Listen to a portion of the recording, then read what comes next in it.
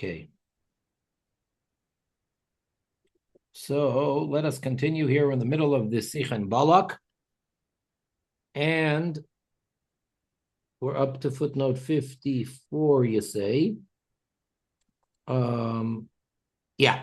So we're speaking about why the sin of a Jew having relations with a non-Jewish woman is in a certain way worse than anything else, even worse than Avodah Zarah, and even worse than other sins of incest, which have a more severe punishment, which means they're bigger sins. But yet, this sin has something that nothing else has. And that is that the person, the Jew, that is relatively speaking, permanently transforming or transferring Kedusha energy into Klipa. Because every other sin, a person, the Jew, can do tshuva for. And when he does tshuva, depending on the level of teshuva, what kind of tshuva he does, he basically takes out the spark of holiness that is trapped and sunken into the klipa, and he's redeeming it and pulling it and bringing it back to where it belongs, and even elevating it and going higher depending on the level of teshuva. There's one exception. When the person had relations, and there was, especially if there was a product, a child was born from that, well, then that person, that human being, is an embodiment, a physical embodiment of the spark of Kedusha in Klipa. So no matter what type of level of teshuva, no matter how intense and how great and how much teshuva the person does, but there's still a walking, talking, breathing, living human being who's not Jewish, who came about biologically through a Jewish father, a Jewish man. So that's the severity here. And he brings in, similar to what the Alter Rebbe says in the Tanya, with regards to producing a mamzer. In other words, a mamzer, again, is a legal, halachic bastard. And that would be that if a Jew had relations with any woman that is a capital offense, that the penalty would be death for having relations with her. That child that they produce is a mamzer, regardless of whether it was done intentionally, unintentionally, accidentally, by force. It doesn't make a difference. If they were both mistaken, it was a mistaken identity, and neither of them gets the death penalty. Doesn't matter, because it was such a sin. In this case, the child would still be a mamzer. So it doesn't make any difference. So if it's any of those people that are in the list of the death penalty for having relations with them, then the child would be a mamzer, which means it's not the case with a non-Jewish woman, because the child then is not a mamzer. It's not the case if he's having relations with someone out of wedlock. If this Jewish woman that he's having relations with is not married to anybody at the time, and again, she's not one of his relatives that he's not allowed to be with. So again, the child would not be a mamzer either. It's only those people that it's a death penalty to have relations with them. Now, the problem is, even if the person wants to do teshuvah, but as long as the mamzer is still a living person, the teshuvah is stuck. The person is stuck because the product is still there. Okay, so now... And really quick, Rabbi Turen, is that because the act is already over? Oh, very good point. That's what we're going to get into. Okay. That's going to be, there's two footnotes, 54 and 54 with the asterisks. Okay, so we're going to see. So again, let's go back to the Sikha itself, to the brackets. Right-hand column, like 5 or 6 lines down. Ein or oin? Un, yes. Un, thank you. Okay. So the first he quotes the language of Rashi in the Talmud, that the reason why the Gemara uses the verse of something twisted, something wrong, which cannot be fixed, is someone who had relations and produced a mamzer. So says Rashi, because the sin is revealed and it's constantly being reminded that there's a mamzer here. So it's as if there's a constant physical reminder that, no, we can't forgive you. No, we can't accept your tshuva. Okay, now in the brackets. Und wie der Alter Rebbe is Masbir, and as the Alter Rebbe explains in chapter 7 in Tanya,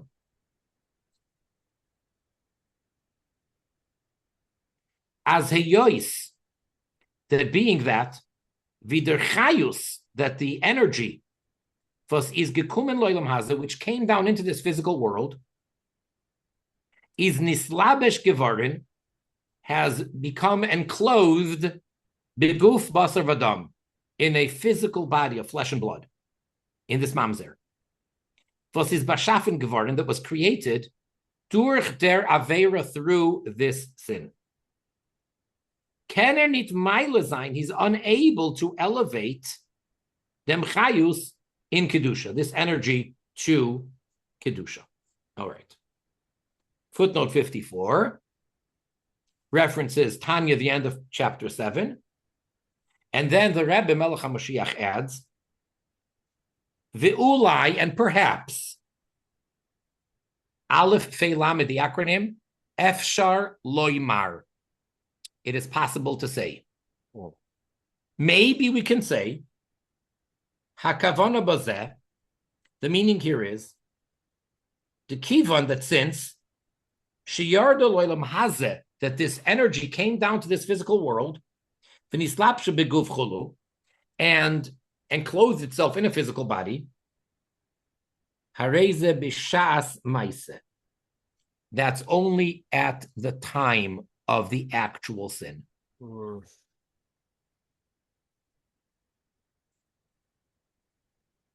But then we're going to see the next footnote. Okay, so let's continue.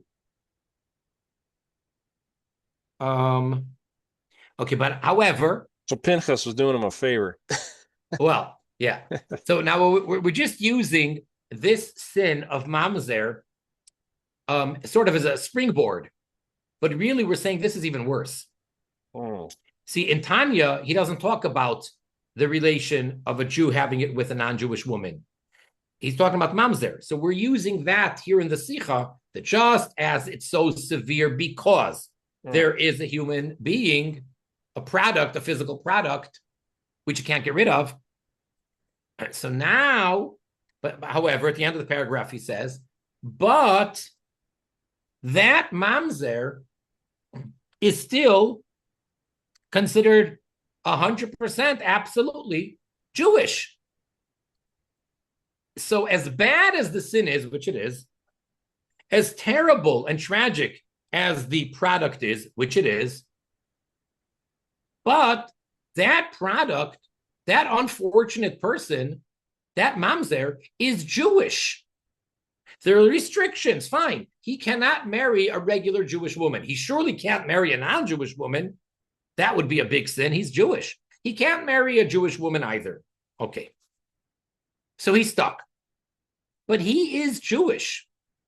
So as tragic as it is, he's Jewish.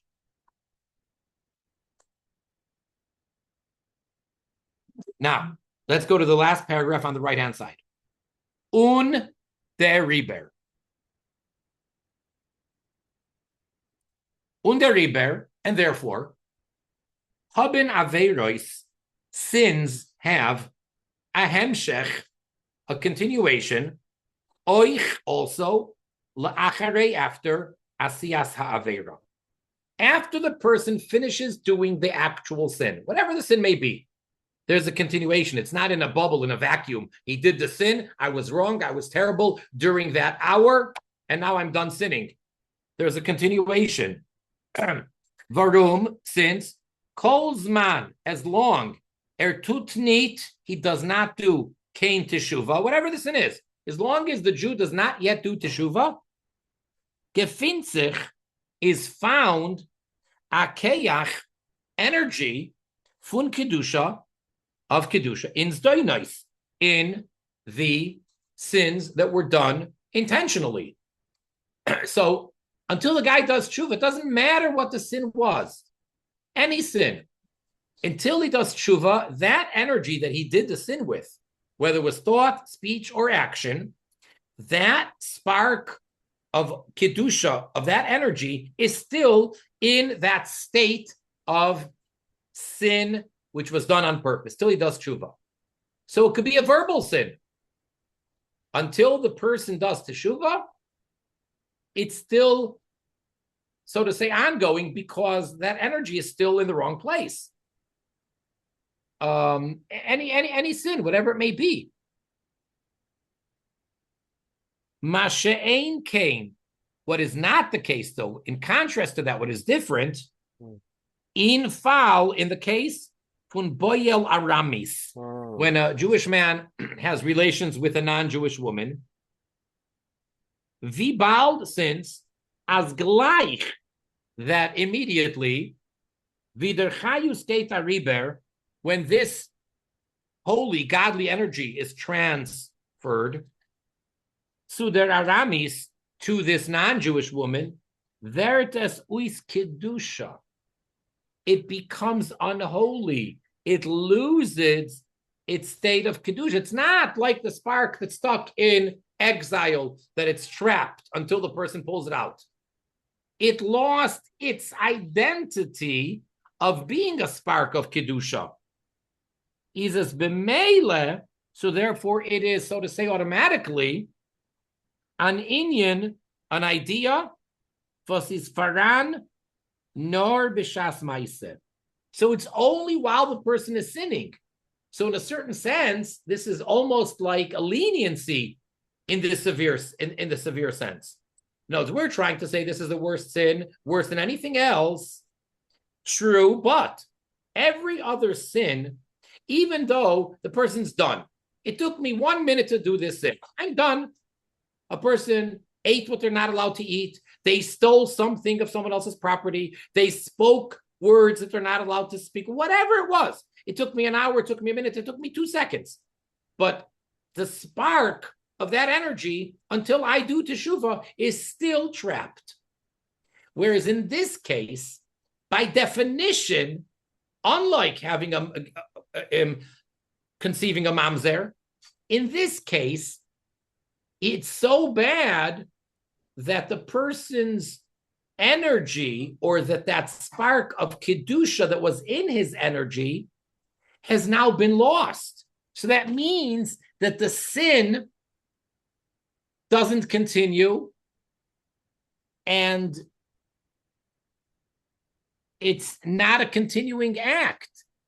It's gone. It's lost. What spark do you want to redeem? There is no spark anymore. The person killed that spark. It's not like, it's buried away deep down in the klipa. There is no more spark. The person succeeded in doing the impossible, in extinguishing a spark of kedusha.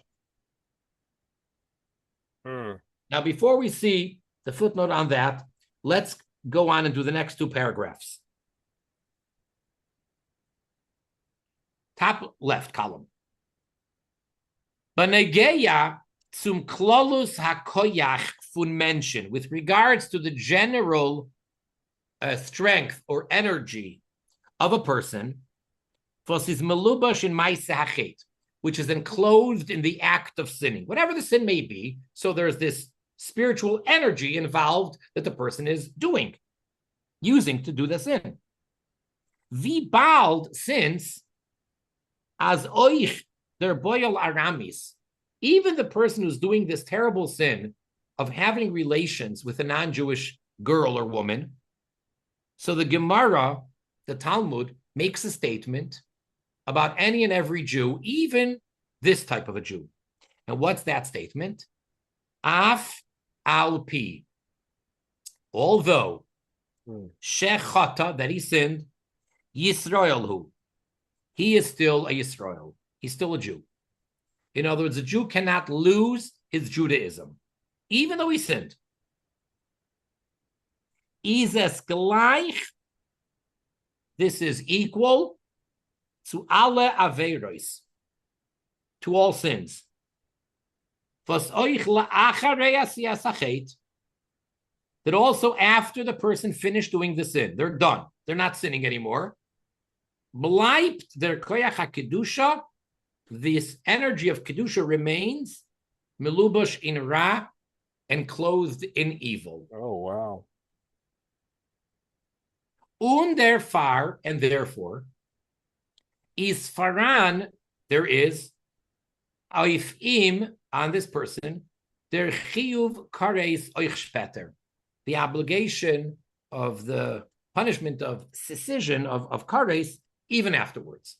Meaning, why does and again, in the days of the Holy Temple of the Beis HaMikdash, that meant that the person would die prematurely, would physically die prematurely, because kares is a punishment of the heavenly court. I think we just went over that in the Tanya, actually. Yeah. I have a question. Right. Yeah. Now it's saying here the kedusha is enclosed in the evil, but I thought we said it was destroyed. No, we're saying about all other sins. Excuse me. Any other sin, the kedusha is in the ra, and that's why when the person transgresses, even later, he still deserves kares. And you say, wait a second, the person did this sin when he was 30 years old, and now he dies at age 50 because of what he did one time when he was 30? How does that work? He stopped doing it. He did it once. There's a whole list of things that are kares. Why is he getting punished after he's done with the sin? And the answer is, well, it's ongoing, meaning that result of his sin, the kares sin, is still in the klipa. That spark is still in klipa. And if the punishment or the consequence of that sin is kares, nothing changed, even though he's not sinning right now. Aber, however, Banegeatzum have said, with regards to the loss, the Lashon Rambam, in the language of the Rambam, by Boyal Aramis, when one has relations with a non-Jewish woman, Fosis Nita, that is not found by Andere Chatoim, no other sin has this loss, like we're talking about, that the spark gets totally lost.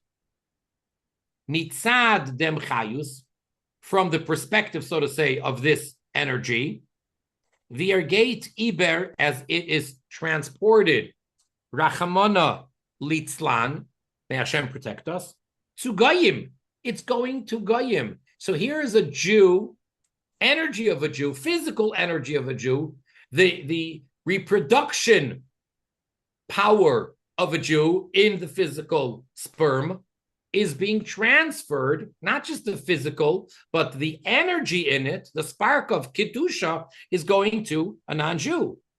Their inyan, that idea, is nor b'shas ma'aseh kanal. That only exists while the person is sinning. Right, so we're going to explain why Pinchas could only do what he did while they were in the act.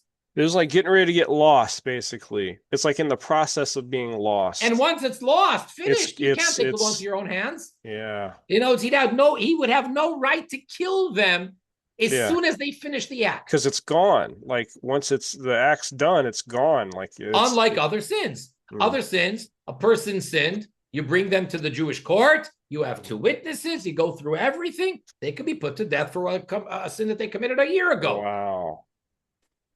Now, is this the actual, like, when it comes to the spark, are we talking about a part of the spark? Like, for instance. I'm sorry, what was that? Can you not hear me? Like, for instance, is there an aspect of the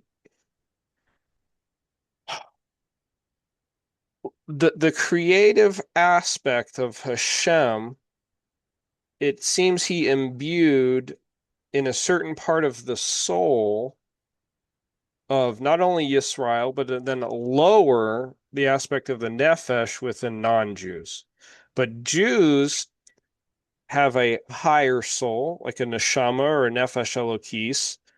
There is a part of that that is a regenerative or a life-giving part as well. Are we talking about the whole soul or just that part that does the life force aspect, like Malchus? So any sin is committed by either thought, speech, or action, or a combination of two or three of them. Okay. And therefore, in that act, there is a spark. We're not getting into anything else. That act has energy. That energy is a spark of Kedusha. The energy, right. That's what came out of me. I went through this class, last week's class. I went through it again, and that, I forget what the word is, but it was the energy. Right. Okay. And therefore, is their din, the law is, fun kanoin poigin boy, that zealous people should attack him, should kill him. Dafka koidem shapiresh. It has to be before they physically separate. It has to be during the actual act of intercourse. It can't be once they separate. Valdi pegias hakanoin, because this attack of the zealous one, or ones, is verbunden, is connected, mitem hefsed, with the loss that's caused by the sin, von boil aramis, of having relations with a non-Jewish woman. Velcher, which is nor be'es maise, only during the act, the canal, and as we said above, unlike any other sin. All other sins, the person sinned, the spark is still in the klipa. It still continues till you get it out of there. You get it out through tshuva. This sin is different. It's not that he took godly energy and he put it into klipa where it doesn't belong. No, he's taking godly energy and destroying it. I get it. In the process of destroying it is the only time you can punish him. This act of creation, it's literally that spark of that thing. I think I'm getting it. In other words, different sins, different acts, different actions, like you were talking about earlier. I'm sorry, you were kind of like, I think it's clicking with me now. Thought, speech, and action. Certain things have a certain spark, a certain part of, like, for instance, the spiritual body, for instance, or whatever. But it's a certain thing. This act, because of its nature to Hashem, it is a creative act. That's the energy. That's the spark. That is the very thing. I think I'm kind of talking to myself a bit, but I'm trying to work through it. Yeah. Okay. Good. Yeah. That's now, really cool. Footnote 54 with the asterisk is going to sort of be a question against what we just said. Okay. He's going to bring in the Ragachover, which seems to imply differently than what we just said. Okay. Oh, great. Yeah. Just when I thought I had it. Yeah. Well, starting to get it. We're not changing the course. We just want to point out that Moshiach wants to show us that he thinks that the Ragachover may be saying different. Okay, then you have the acronym over there that stands for Bitsofnas Pa'aneyach. That's the name of the Ragachover's books. And the next acronym, Al HaToira. Knows the Ragachover wrote many things. Mm-hmm. So there is his responsa, and then there's his commentary on the Torah, on the Chumash. And what is the you told us once in volume 26 in Parshas Yisro that, but Safanas Paneach, what is that? So Safanas Paneach, it's interesting. See, many of the authors from earlier generations as well as later generations, they name their books based on their personal name or something. What was the Ragachover's real name, his given name, his personal name? It was Rabbi Yosef. That was his name, Yosef. And going back to the first Yosef ever, the 11th son of Yaakov, so he was named Yosef by his father. And then, as the story goes on, he ends up in Mitzrayim. And then, when he was taken out of prison, and Paroi appoints him to be the second in command, the Mishnah Lamelech, the second to the king, he gives him, so to say, a non-Jewish name. He names, and it's written in the Chumash. So he changes his name. He says, we can't call you Yosef. That sounds too Jewish. So he changes his name. Egyptian Smith. To Tzafnas Pa'aneyach, which means, Tzafnas means hidden. The root of the word is hidden. And Pa'aneyach means to decipher.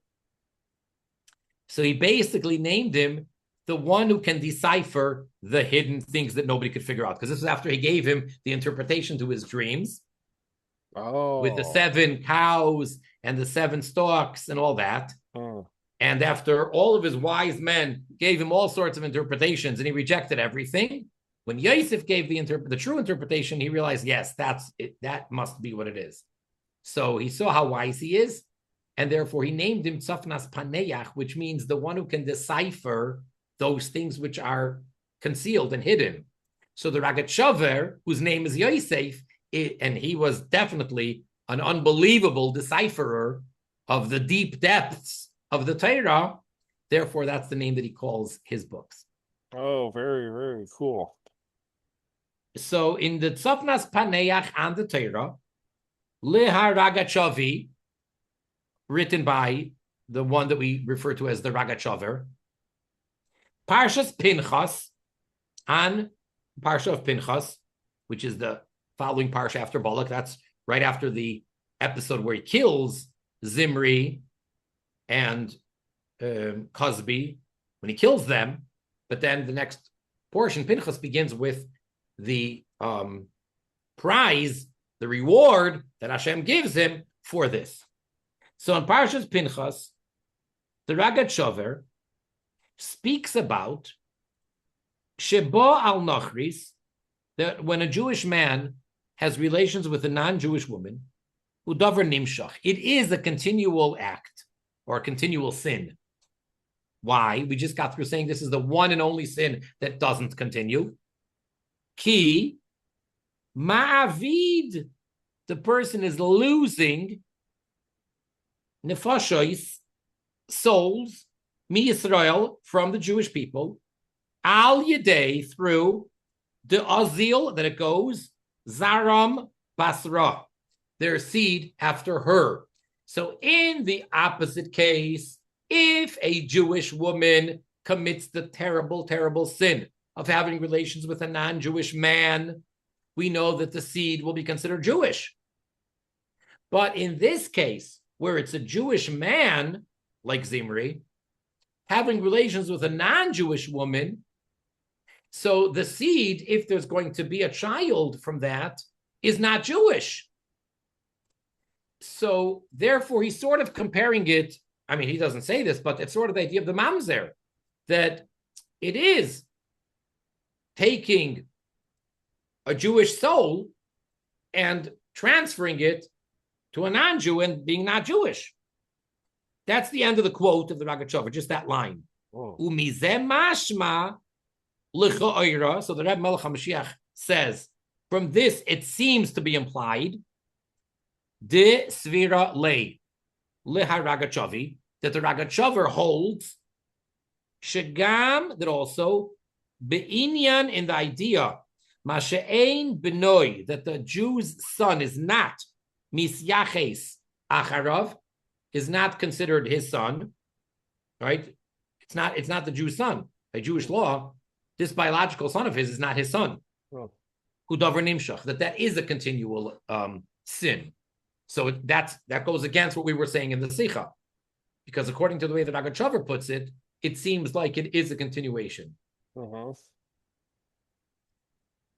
And then, of course, we would need to find a different explanation as to why, in this case, is it so unique that he can only kill them during the act. You'd have to give a different explanation.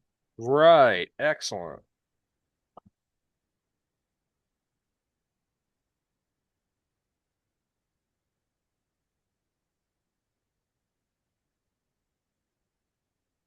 Yeah. Okay, then the rest of the footnote is pointing out from what Rashi says after Cain killed Hevel.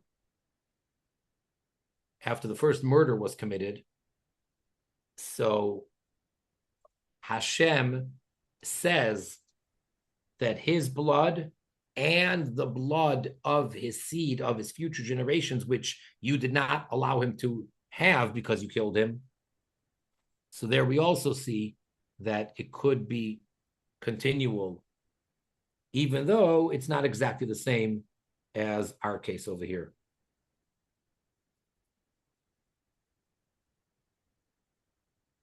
Oh. Because it's murder. Yeah, but it's not exactly the same.